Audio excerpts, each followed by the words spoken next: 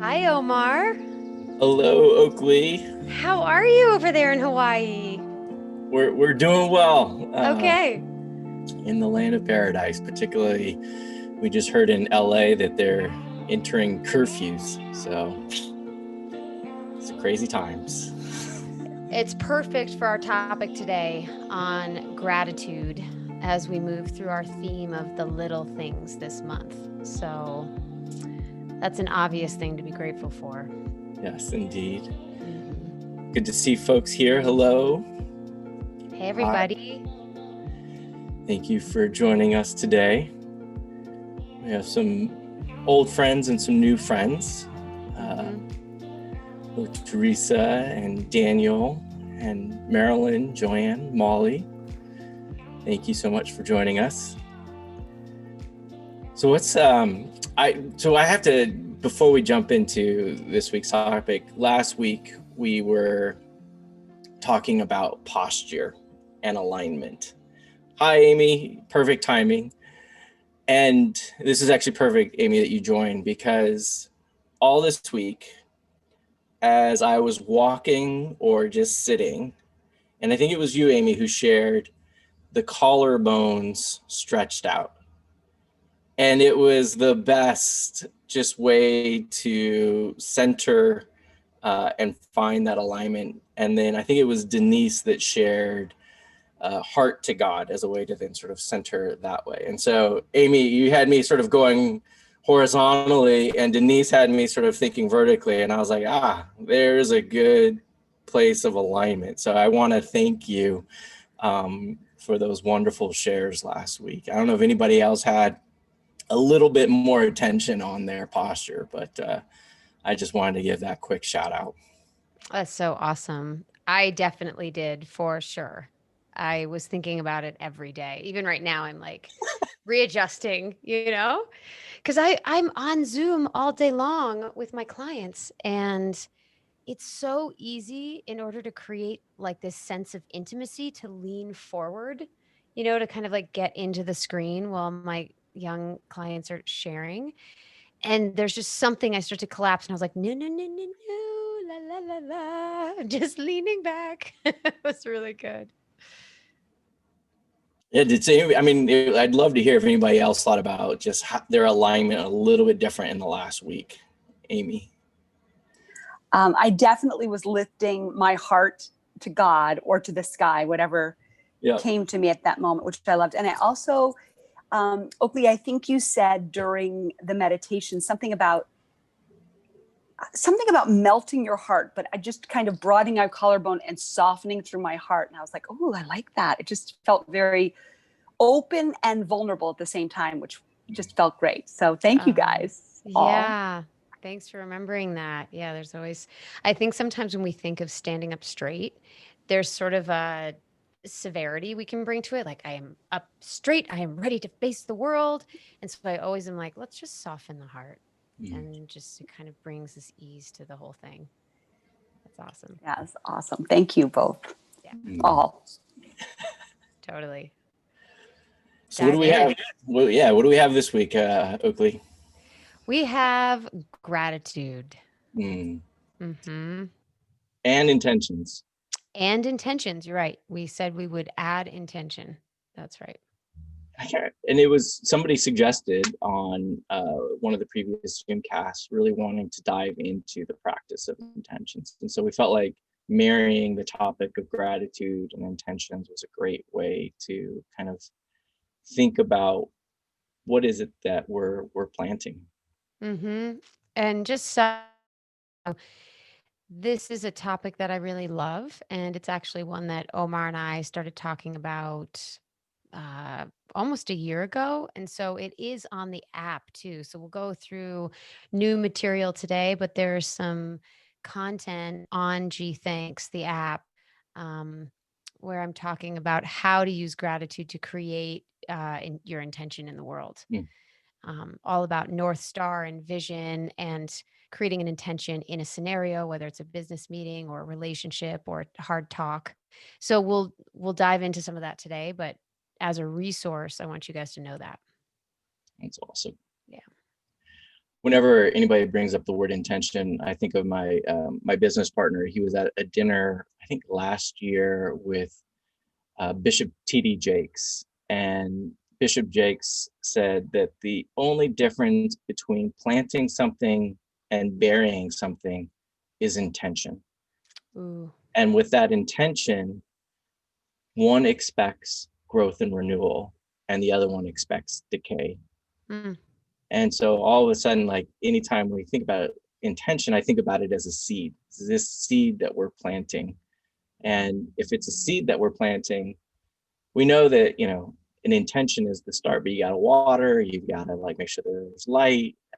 And so if it's a seed that you're planting and you expect renewal and growth, then all of a sudden you treat that intention differently. If you're just burying something, then you just walk away. Maybe it's in your thoughts and memories, but there is not necessarily any action or ritual or routine or practice to kind of bring that idea to life. So just as we're thinking about this topic today, that's sort of the frame of mind that I'm coming at it with. That's amazing, Omar. And I think that if there's one thing that we can do if we're having a day, one of those days where we're just like, you know what? Forget my posture.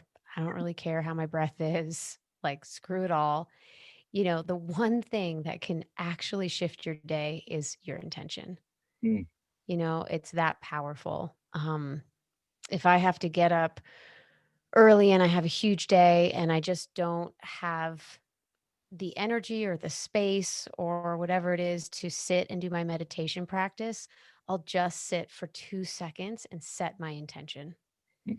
And I feel like it connects me to the whole world of mindful action, um, that my practice would have taken me through in 20 minutes or more, right? So intention is thebomb.com.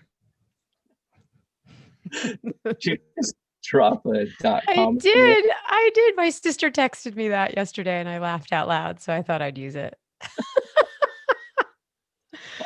Uh, Not .org, .net. no, bomb.com. Isn't that It's like a all kind of, business here, people. yeah, So 99 throwback, 1999, something like that. yeah. Anyway, yeah, intention is where it's at. So I have an intention story that just came to mind that I'd love to share. Sweet. Speaking of my sister. So I I remember having to take a trip to, I think it was North Carolina, something like that. And actually, no, I was going down to Florida. Sorry. I was going down to Florida and I was going to co teach in this big conference. And I had so much on my plate. It was just one of those times in life where I was juggling a million things and I was still growing into the skill set to be able to handle all of that. And I called one of my coaches and I said, I'm just so overwhelmed, and overwhelm is not the energy that's going to get me through this, right? Like, I need to perform and I need to show up. And he was like, okay, let's set an intention. And I was like, okay. And so we took a minute and I really felt into the crowd that was coming, the audience, the people, how they were sort of, I knew their sort of expectation of how they wished to be served and touched by the conference. Um, and I knew the other things on my plate. And so I really moved into this experience where I set the intention of being a loving force and radiating support, ground, and awakening. Right. And I was just like breathed into that and I got really connected to it. Like I took a minute to let my whole mind, my emotions, my psyche, my nervous system like really move into the emotional experience of that so I could access it in my body. And I got on the plane in Denver and had a transfer. This is why this is crazy.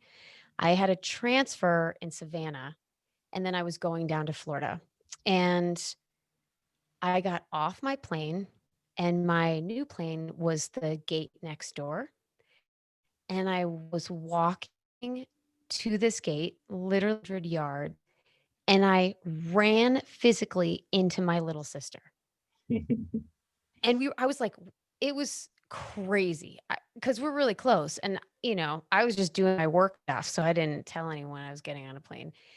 And I was like, what? And she was like, what? She goes, oh my God, I needed to see you so badly. And she burst into tears. And I just held her in the airport terminal. She only had 10 minutes until her next flight. And she was going to a funeral. Mm. And we had that moment where I could just like hold her, support her, provide ground. Awakening, she got like this whole feeling of being loved and held, and it was all okay, and everybody was going to be okay in the scenario. And it was just one of the most profound, unexpected life happenings from this intention because I was like ready for her. She just fell into my arms and I was already in the state. Um, and she got on the plane and, called me when she landed and she was like, that was everything. I'm totally good. Like, I'm just here. I'm love people. I'm sad, but it's okay. And then I went down and continued holding that state. So pretty wild. So I haven't thought of that in years.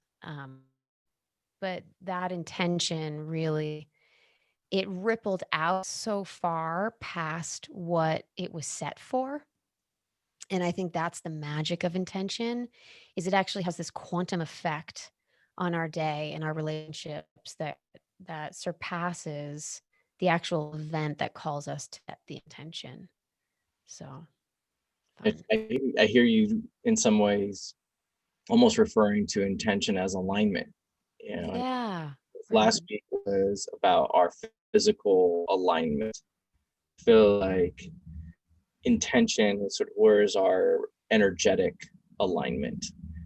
Today's my reading for my 365 Tao that I received was planets orbit around the sun like our form orbits around our mind.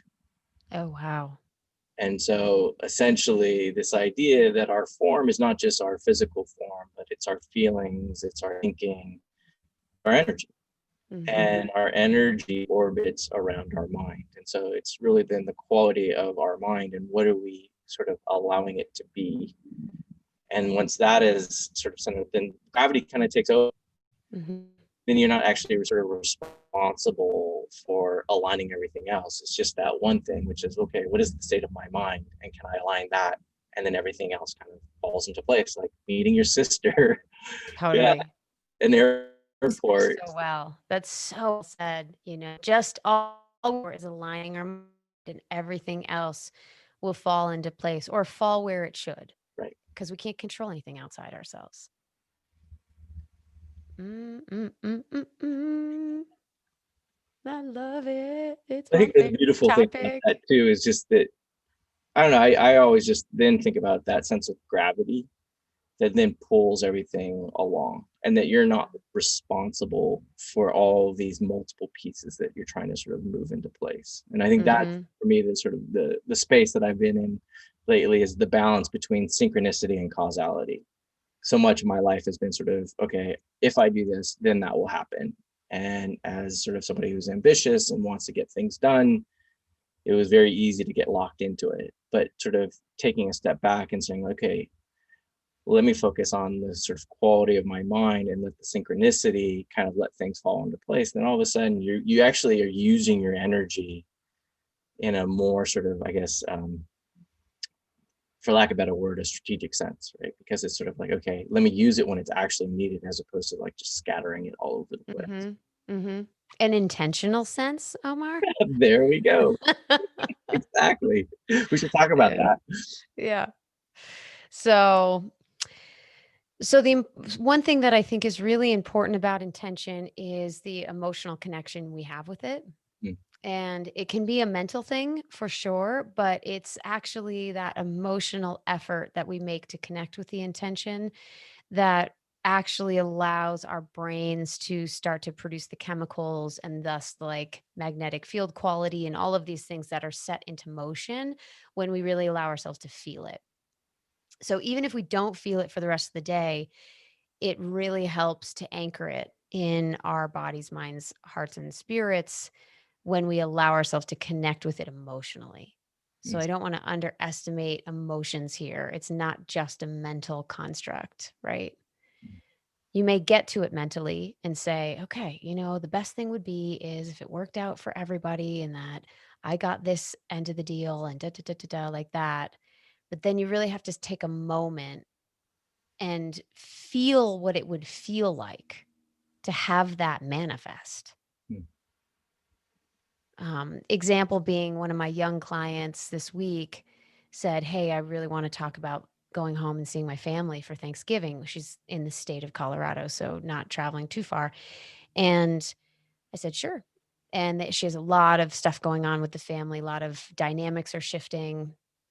And she's like, I'm really nervous about this. And I'm nervous that my brother's going to do that. And I'm bringing my boyfriend home for the first time. And, just really classic, good material to be, would cause nerves. All good. All reasonable, understandable. And I said, all right, I really want you to picture you getting in the car. Once you're done with Thanksgiving and driving back to your apartment, I want you to really picture how you feel, the ideal outcome. So she took a moment and she really like got that feeling going on in her body. And we worked backwards. And I said, all right, what's your intention for the weekend? And she was like, oh, wow, cool. Okay. That everybody feels connected and that I feel peaceful and that people feel heard after I interact with them. And I was like, all right, kiddo, you got it. So she took a minute to visualize that and sets it in motion.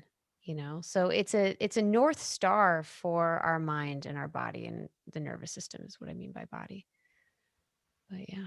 I love that. Just for like the practice of gratitude, there's the first is the noticing of something good, but it's actually the pausing to feel the good that actually creates the new kind of neural network. Mhm. And so I love that you made that distinction with intention as well. As it's one thing to sort of mentally say, okay, that's my intention. It's another thing to actually then feel into it. And Totally. for me, like, I just always go back to the rose. People don't say stop to see the rose. They say stop to pause and smell the roses, right? It's the smelling, which is the sensory experience, that then all of a sudden we embody that experience in a way. And I think that little leap is Mhm. so fascinating because that's what actually creates the trigger for Mhm. your brain to be like, okay, new neural pathway. Mhm. Like that's actually the path that I'm going to take, is to Mhm. feel that experience. That's it. That's totally it. And if we store it in the physical body, right, in that neural pathway, then if we're triggered or if we're forgetful as we're moving into the event, there's just such an easier ability to access the intention because it's right there. The body has an imprint, you Mm. know? So it's all about that imprint and then saying, oh, wait, my intention is like, you know, having people feel heard. So I have to be in my heart and feel love. Okay, wait, I did that for like 5 minutes this morning. It's imprinted and boom, you can access it. Same with posture, right? You're finding that space in the physicality. There's something that clicks. You're like, okay, I know what alignment sort of feels like physically right now. I know what it feels like to have my shoulder in the right spot, not jacked up, not too far down, not efforting back. Right, exactly. So it's the same thing with emotions. It's like find that alignment so you can access it later in a trigger situation. When I love that then you're leading into the trigger situations, right? Because we all know that even, okay, I set the mental intention, I feel Mhm. into it, life happens, right? Mhm. And last week I was thinking a little bit about, I mentioned briefly sort of my barefoot running experience and how your body naturally gets into alignment. And I think part of it, the irony of it to me, is how a shoe actually gets in our way, right? This piece of technology, which we all, where we all have running shoes or athletic shoes. But when we run with shoes, we run and land in our heels. Whereas when we run with barefoot, we naturally land on the balls of our feet. Hmm. And all of a sudden, this idea that, oh, this technology is actually not serving me. It's actually getting in the way of my alignment. And so I think part of it is then what are the things that are getting in the way of our alignment, right? And they're not always obvious. Like you would never think like, oh, this running shoe is actually getting in the way of me running in my natural form. You would actually think this, Nike, all these people tell you, in fact, that you buy their shoe, you're going to run better. And often we don't because we're actually changing our alignment with these things. And so I think part of it then in these practices, how can we also then identify, maybe another way to think about it is we all have accelerators and we all have brakes, right? Intention is an accelerator. What are then the brakes that are holding us back from feeling into that emotion or anything else that's stopping us? Let's bring it to the crew here. I mean, are you guys aware of the thing that gets in your way of your intention? I mean, usually it's doubt is a really classic one just to get the ball rolling, right? Like, there's no way I could actually allow myself to feel that Thanksgiving with the entire family is going to feel awesome, right? Like, that's insane, Oakley. What are you doing? I can't give that to myself because the mind's like, no, no, no. I've never had evidence of that before. Where's the evidence? That's what our mind does. Where's the evidence? And so it's easy to rely on what we know versus being brave to create something new in the mind and opening up a new possibility. It takes something, you know, it does take something. I love that because immediately you're basically recognizing that these things are patterns Mm-hmm. and we're either choosing to replicate what we're doing or sort of acknowledge that a different sort of outcome is possible. Mm-hmm. That's so fat. I mean, and that's a lot of this is pattern behavior, right? And Yeah. how do we kind of, and I think the other thing what I heard you saying is already anticipating how something's going to go. And then it becomes a self-fulfilling prophecy in some way. So much. I mean, whoever's familiar with that, raise your hand. you know, yes, exactly. We all know that one. It's how we keep ourselves safe. Mm. If we can predict it, even if it's going to stink, at least we knew, right? And so we can prepare. We can prepare our protection. But it's vulnerable to set really amazing intentions. It's a vulnerable thing because you're opening yourself up to possibility that you may have never known before. One also find it like what you're asking people to do is to stay present to what is. And Mm-hmm. that really is the practice of gratitude, is just noticing what is without sort of over sort of expecting things or under sort of expecting. Mm-hmm. Amy, I saw you raise your hand. I was going to say that. Well, first of all, I love what we're talking about, but I feel like something that gets in my way is fear, and I think it's a combination of anticipating what the other person or whatever the outcome is, and then fear gets in my way of maybe asking for that, or yeah. So I think fear is another one that gets in the way for me.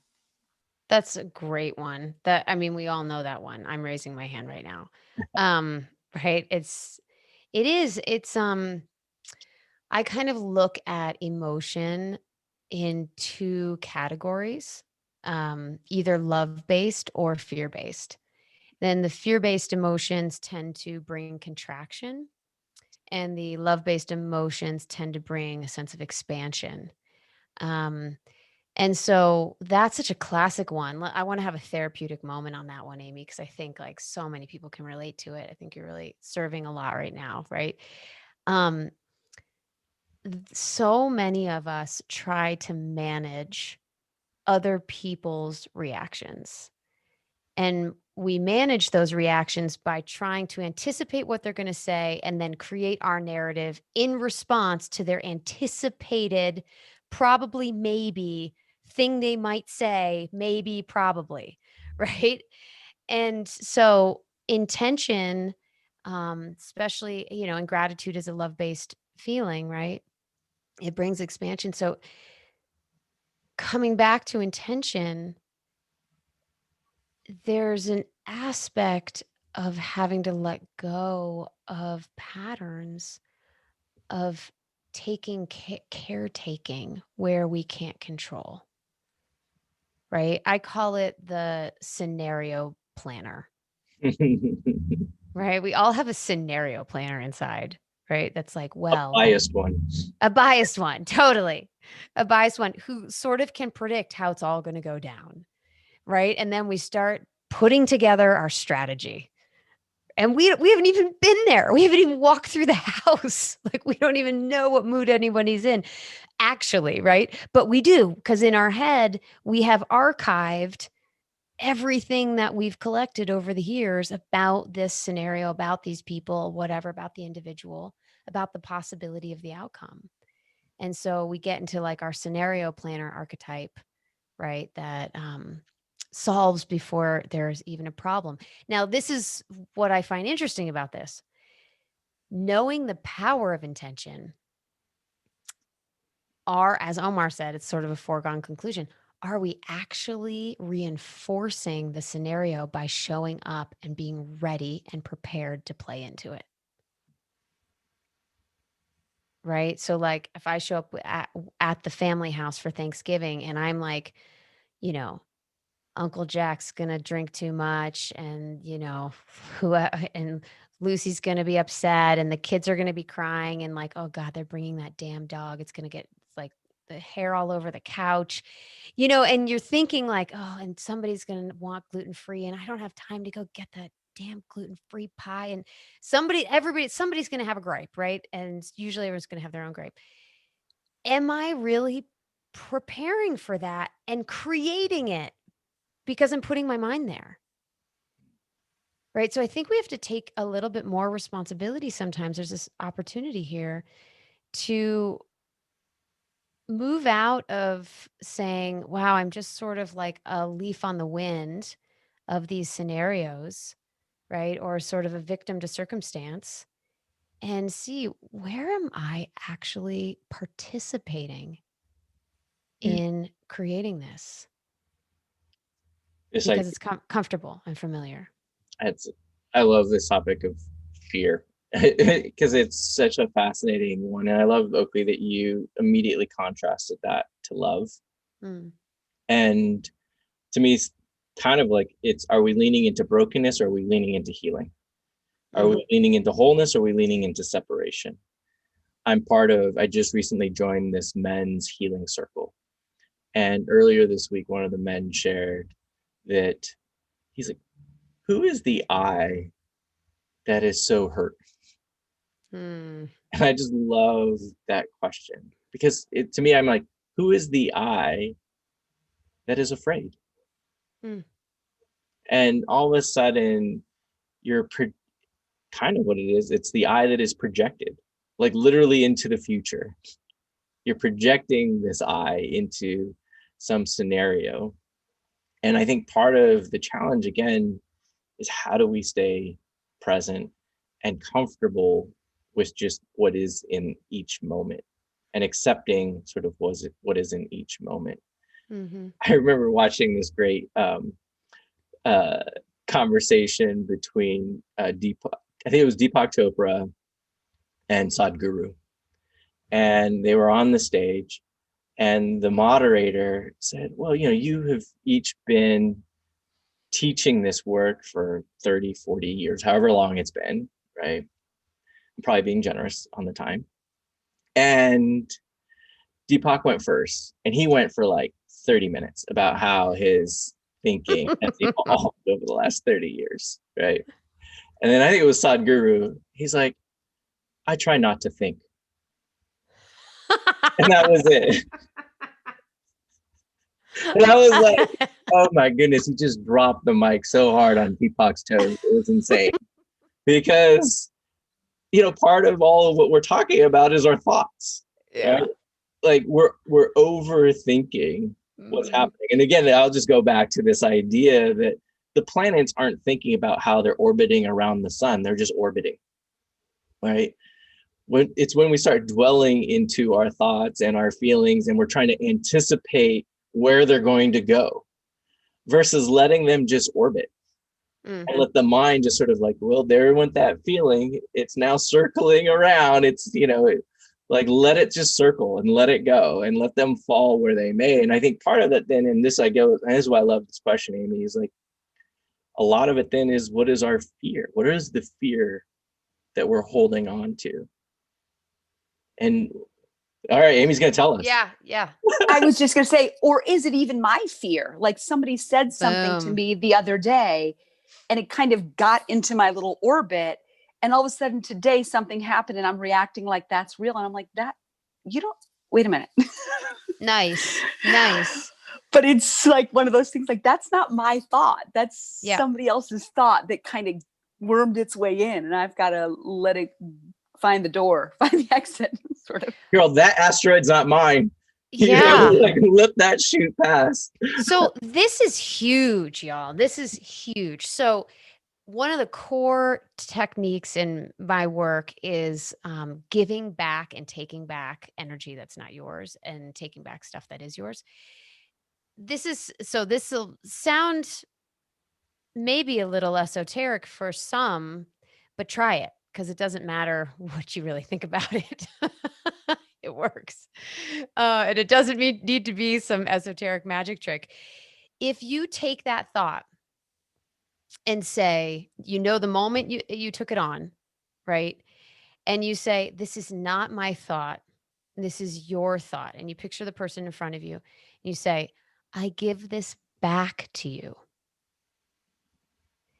And take that energy and actually give it back. You'll be amazed what happens in your energy. You'll be amazed. And then because we trade energy, that's a different teaching, but the second part to that, if you choose, is, and I take back the piece that's mine, right? So whatever I was feeling, because a lot of the times when we're on this sort of path of personal development and awakening, we're starting to practice being vulnerable in places that we had never been vulnerable before. And there are moments where we open ourselves up and like uncomfortable stuff happens, right? And we're sort of making a statement that I'm going to choose being open over being closed and protected, like maybe I used to be, whatever. And so it's okay that things happen, right? Don't use that as fodder to be like, see, told you I shouldn't like lead with my heart. You get hurt, right? No, there are tools to help us continue to purify our energy, continue to keep our fields expanded and ourselves expanded. And one of these is this technique where you can give back energy that does not belong to you and take back the energy that does belong to you. And it's very simple. You just take a breath, picture the person in front of you. I give you back this. I give you back this. This is yours, not mine. And I take back XYZ. That's mine, not yours. Is right? this So return and claim one that we did? So on YouTube, you can have Oakley guide you through, I think we called it return and reclaim. And it is a phenomenal practice. It's really helpful. I use it all the time still.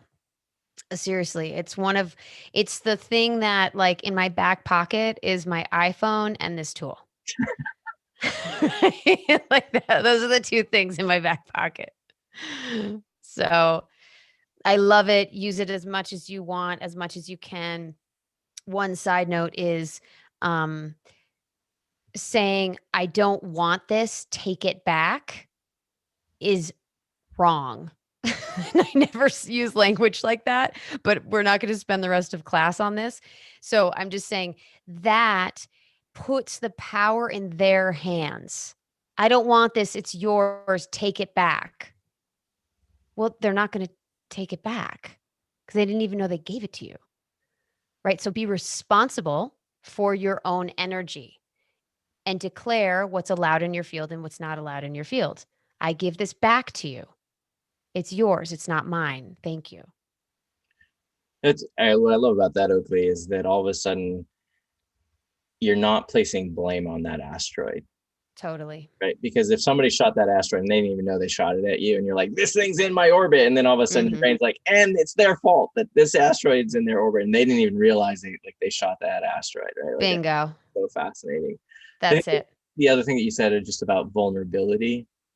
And, I think I've shared this before, but I've just been obsessed with this definition of grace as that which is unadorned and in its original state.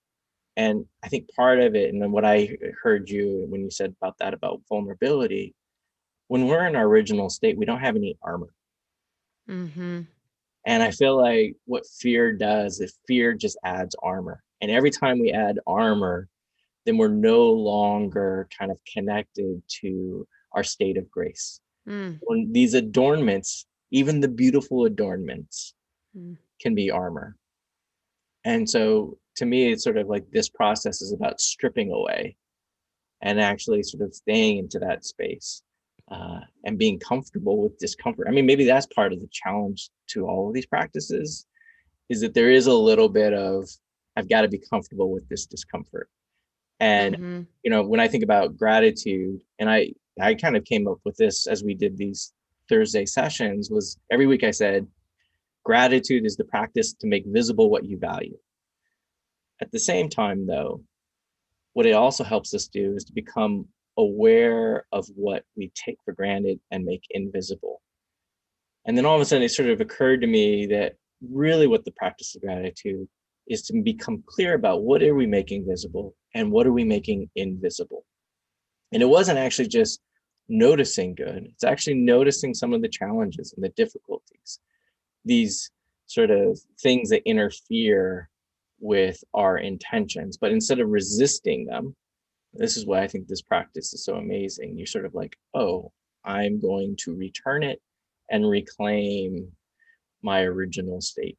And that's when all of a sudden, like, we can stay in that state of grace. That's it.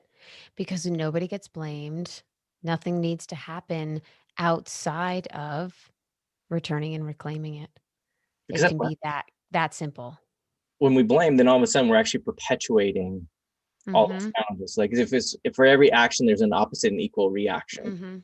And so if I'm reacting to something that you threw into my orbit, and now I'm throwing it back, and now I'm throwing something in your orbit, and now you're like, that person is having to deal with their sort of like orbiting feelings, and then these things gets messy so fast. And next thing you know, you're in therapy. Just give back, take backs, save the money. Yeah. Go buy a dress. Just practice gratitude and you'll be good. And I'm a therapist telling this to you. Save the money. Yeah, I love the unadornment of it. And can we commit to things being that simple? That's a permission that we have to grant ourselves. Can we grant ourselves the permission to have it be simple? Because that's an inner commitment. That has nothing to do with outside. Talk about permission a little bit more, Oakley, because I feel like that's one that can get, like, I immediately think about worthiness when you talk about permission. Permission? Oh, it's a rich topic.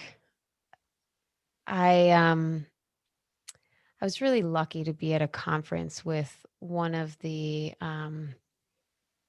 amazing therapists. He's written a ton of books, and he was saying he had this phone session with this older woman over in Europe, and he was here in the States. He'd been working with her for, I think, several months, probably 8 months or more, like that. And his last name is Yalom. If you guys have heard of this gentleman, he's a magic human.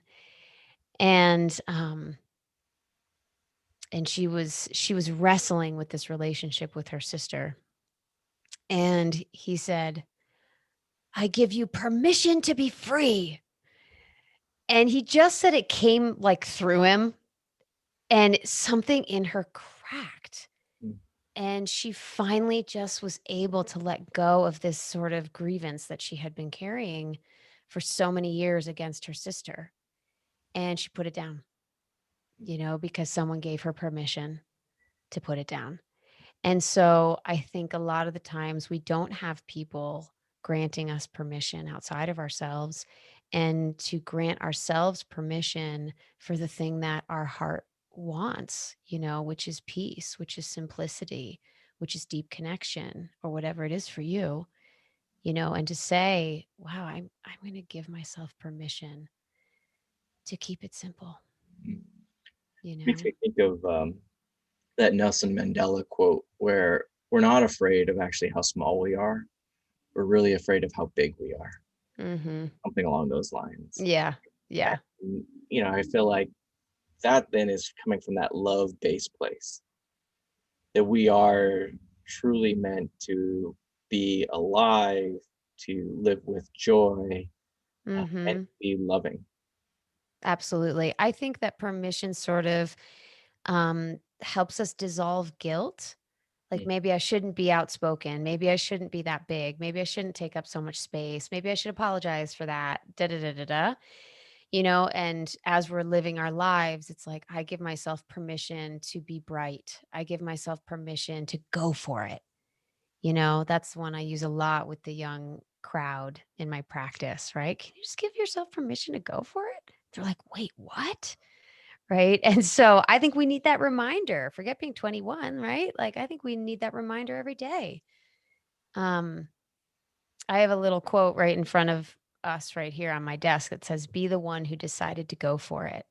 And my sister-in-law sent that with a little bracelet, and it had this stone on it. And was right when my fiance now and I were talking about, marriage and moving and this and that and creating our next life. And it was just really sweet. So I apply it to everything, but that's permission. Can we give ourselves permission to be our authentic self? And we all know what that really is deep down. Who needs some permission today? Yeah. Who needs permission today? Yeah. Amy. Marilyn, we'll go to you next. I was just going to say, thinking about the story you told about your sister, which thank you for sharing. That was a beautiful story, but like almost you giving yourself permission to know that you had the skills and the gifts to offer at this presentation. And then to have somebody like your sister, your younger sister, who, if I don't know what your relationship is like with her, but if I have if there's one relationship that I know exactly who I am in, it's with my little sister.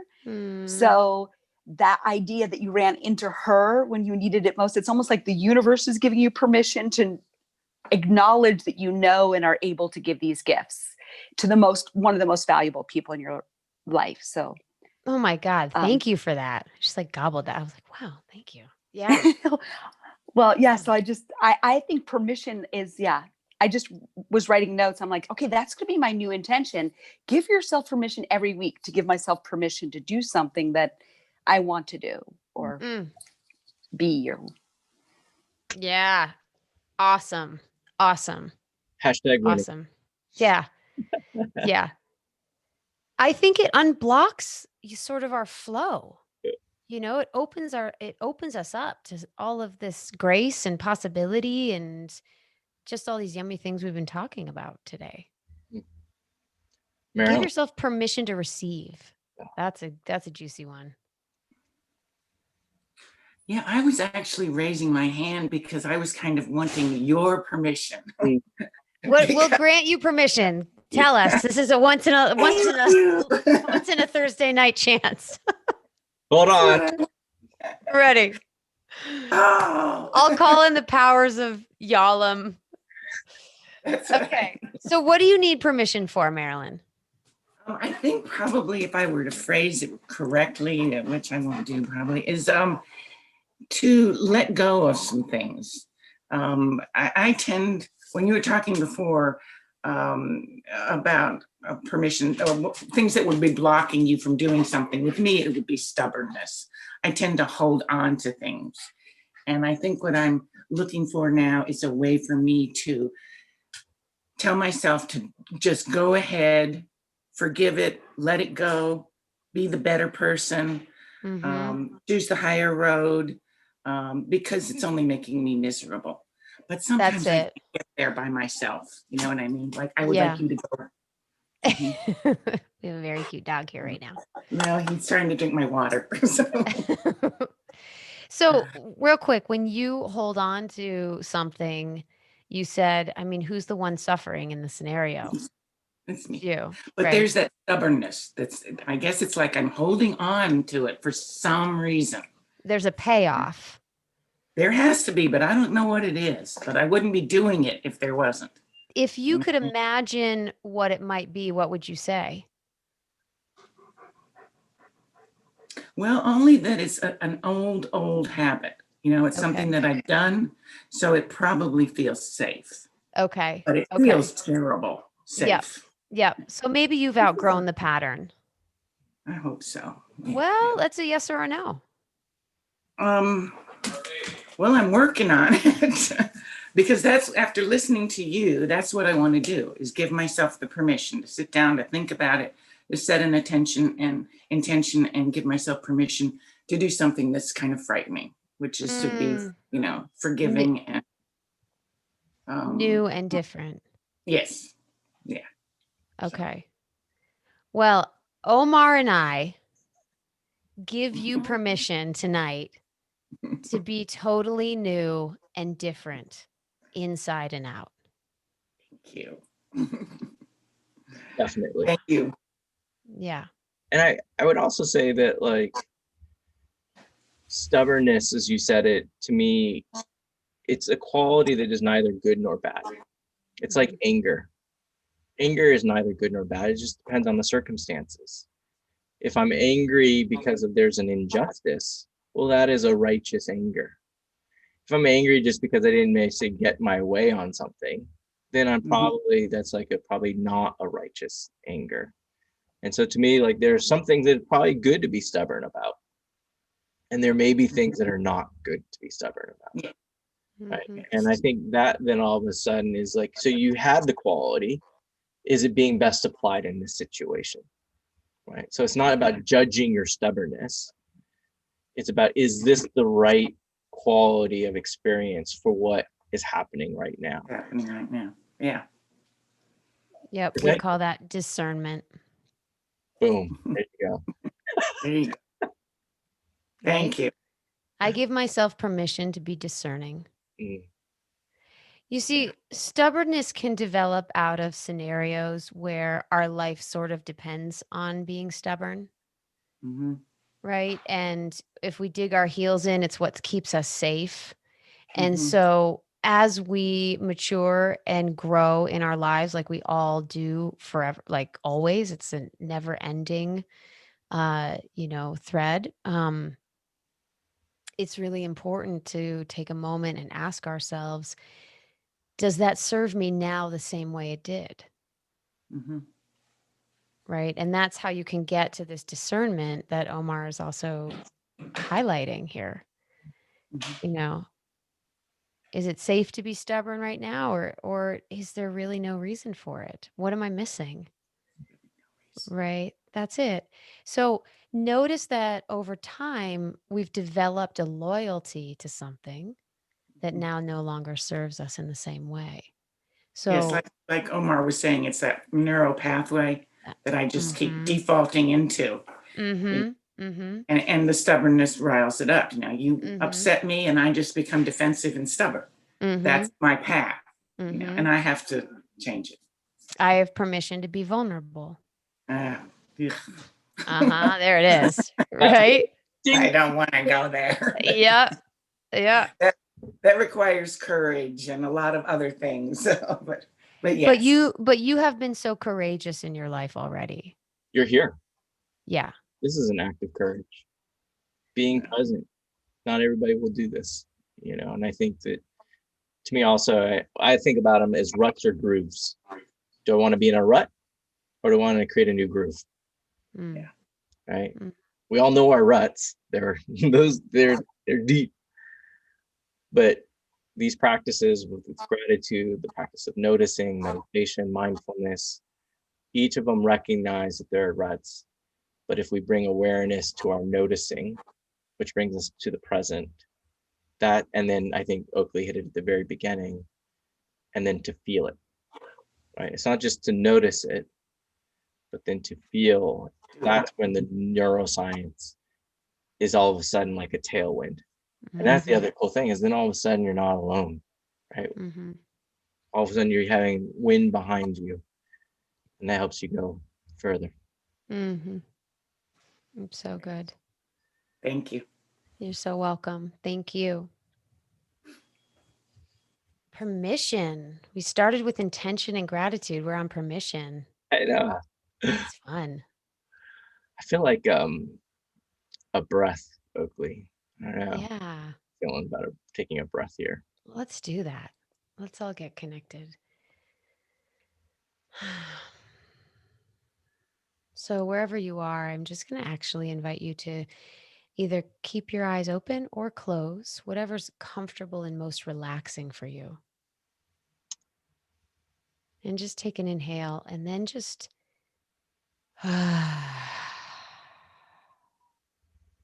even with a sigh, exhale.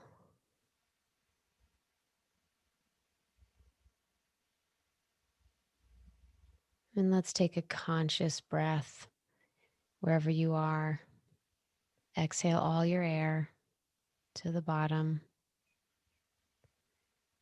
And let's breathe in permission together. Permission to be fully expressed, aligned in our hearts, free of the past. Just inhale. Pause at the top. And exhale. And on the next breath, give yourself permission for something just personal to you. Maybe you can even place your hand on your heart, get connected with you. And as you breathe in inside, you can just state to yourself, I give myself permission. And just name it.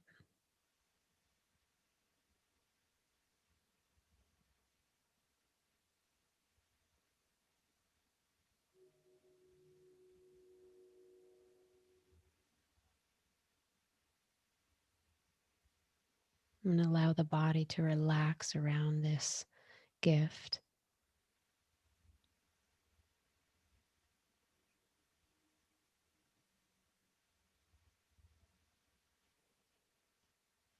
And everyone here gets the permission to not have to get it right.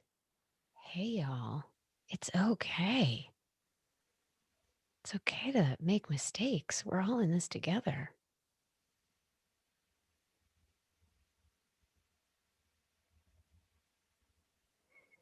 And while we're here, I'm going to invite everybody to just choose one relationship in your life.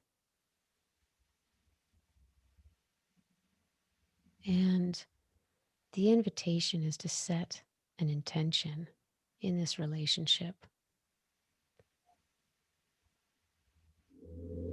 And the way that we can really go deep in this intention is by deciding what quality we want to emanate into this relationship.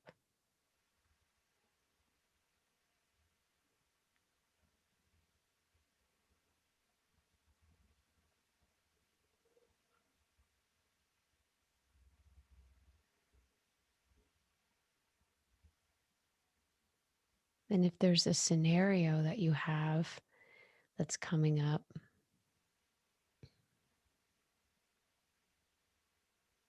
I invite you to set an intention for that. Maybe it's Thanksgiving, maybe it's a business meeting, maybe it's a phone call. And the intention to think about is your ideal outcome, but on an emotional level.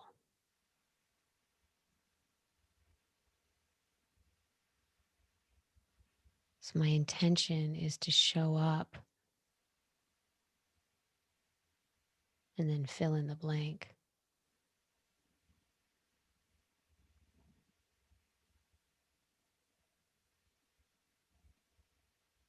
So next week I have a run of meetings and clients, and my intention is to show up with presence, with grace.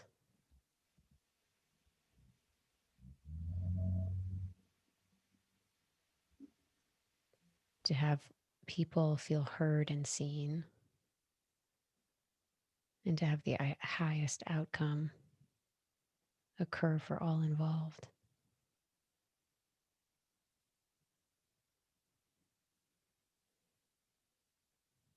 And then I center myself in that. So allow yourself to really find your center from toes to the top of the head. Feel your intention anchor you, center you, and then relax around that.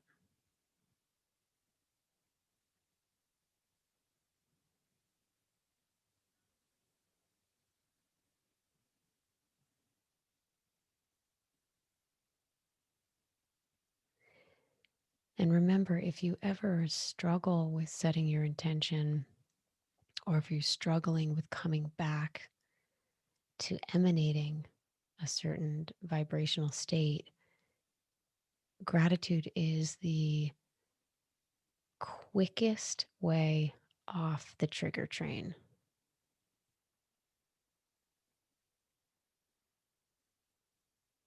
So, an intention can be, I remember gratitude throughout my day.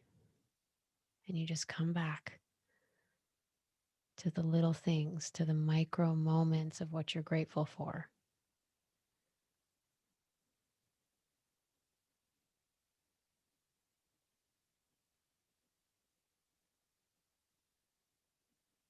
You know, when my partner leaves stuff in the kitchen or has things scattered around, which he rarely does because he's pretty clean, but there are these moments in the fridge that we sort of fight over what goes where.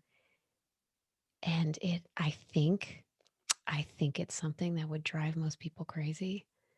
But in my brain, I'm so grateful for him in my life that every time something's a little wacky, it just reminds me that he's here.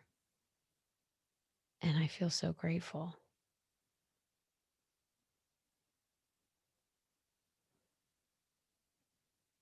There's like coffee grinds on the counter, you know, I'm like, so grateful this guy's here. It's true. That's what I do. Right? So notice that we really have the power to influence our lives so profoundly by directing our minds. And our intention is the end destination that we type into our little GPS. And you'll make stops along the way, but your intention is the guiding destination.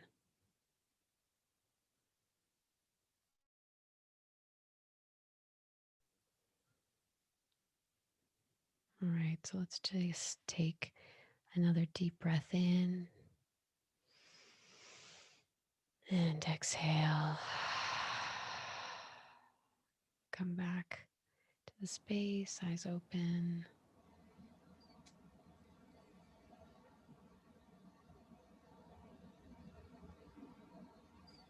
Thank you, Oakley. That was awesome. You're so welcome. I was thinking about trust and courage. Just giving ourselves permission to be courageous, and that we're actually born with that ability. It's in us. Yeah. One of the most powerful things my spiritual teacher ever said to me, she said, Oakley, You believe so much in other people's potential. I'd like to see you starting to believe in yours.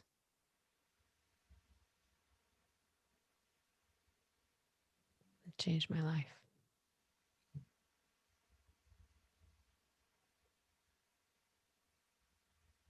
Give your potential a chance. And that's my call.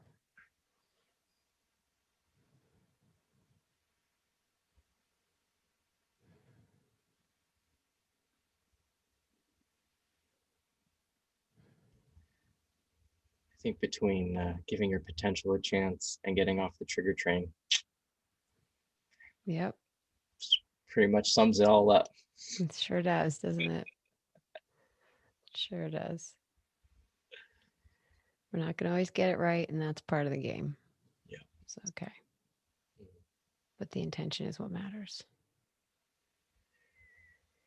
So, thank you all. For it. Thank you so much. You're so welcome. Thank you guys so much. I took so many notes today. I'm like, Awesome. I'll send it to us so we know what we said. really? I will. I gotta run. Thank you so much. You're welcome, Marilyn. Next week we have a special podcast coming to you for Thanksgiving. So we won't be hosting this on Thanksgiving. So hopefully, but we still want to be with you. If there's any day to remember gratitude, it's certainly Thanksgiving. So Oakley and I will be sending out a special note next week to be present with each of you. Yeah, we did a pre-recorded riff on Thanksgiving surrounding the topic of food. And we hope it serves everybody and also gives you a little bit of a laugh because I sort of let my hair down on it. With a beanie.